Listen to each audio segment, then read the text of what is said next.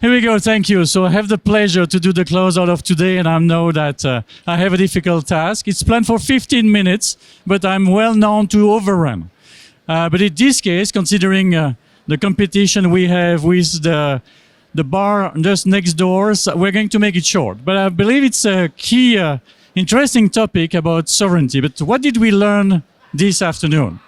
The first thing is that the complementarity between cloud and HPC. I think between the pre-production and the factory, I mean, both combinations are pretty much and very much complementary from doing what we call the importance of future data simulation, the artificial intelligence, and much more. But I come back to that. The starting point also is about trust. Because when we speak about sovereignty, it's not only about security that we also heard today. It's about trust, and that's a starting point. And this trust is something in the digital that is being there for ages, or being challenged, rather, for ages. Let's just remember a bit when everything was running on premises before it was moved to the cloud. The first challenge from the cloud, moving from on-premise to cloud, was not about security, it was about trust. Then gradually came offering and secure and trust. And that's why today a lot of offerings are there on the cloud. It's the same also for the HPC, by the way. LuxProvide, yes, I represent LuxProvide in this case, is actually offering HPC as a service. And then we speak about quantum coming up. That will be even a different dimension. How do you trust, especially when these days when you speak about quantum, the big issue is about security. It's about the whole, that's going to revamp all the security keys that we have, securing our dear secure infrastructure. Yeah, but here we speak about quantum, and quantum will just decrypt in a second something that's supposed to be unbreakable for years. So security is there, security is good, trust is better.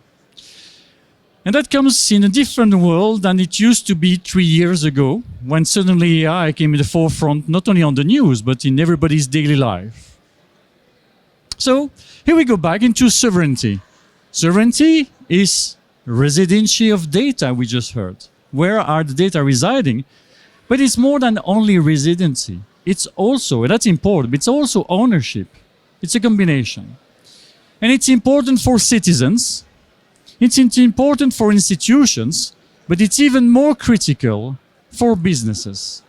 And I think in the past, a lot of people would take that from a high ground, but considering the different cyber attacks that took place over the last years, and before it was a banking industry that was the most targeted, and last year they lost the first place to the industry. The industry is the biggest basically industry being attacked in cyber attack.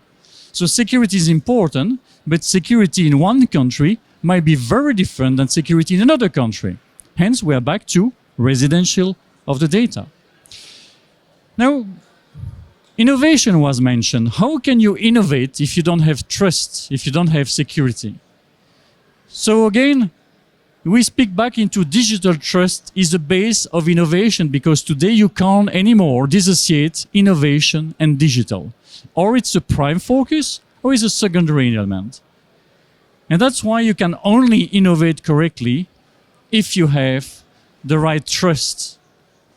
The trust in the sovereignty, the trust in the solution. We have seen the collaboration between two entities coming from two very different angles, providing an end-to-end solution on the trust and sovereignty platform between the Google Clarence Alliance and LuxProvide, from HPC up to, in the end, pre-production, we would call in this case, to production with the cloud. Now, let's look forward, because I hear the shaker next to me, and that's very big appeal, not only to me, but for the rest of the audience. Nexus 2050 is not about Nexus 2024. It's about looking forward, and we had, I think, hopefully you had a chance to circle around and be inspired to a lot of companies. I mean, the topic of today, sovereignty, in my view, we are just at the start of the journey. From the alliance of Google, LuxConnect and Proximus into Clarence, and the collaboration with LuxProvide, we speak about infrastructure. I think Kurt mentioned it's not only about infrastructure, it's also about operation. Okay, here we are. We have operation, we have infrastructure and operation. Okay, but that's only part of the sovereignty. What about software sovereignty? What about data sovereignty? But last but not least, the one that will make a difference in the future, it's about skill sovereignty.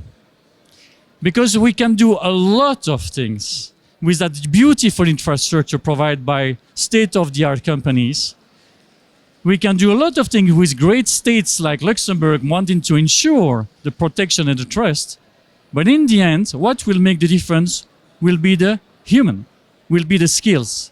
And that's probably where, if I look forward into 2050, that's my message to the ecosystem. It's about, we have started a journey, but we have still 26 years ahead of us to make it happen the right way.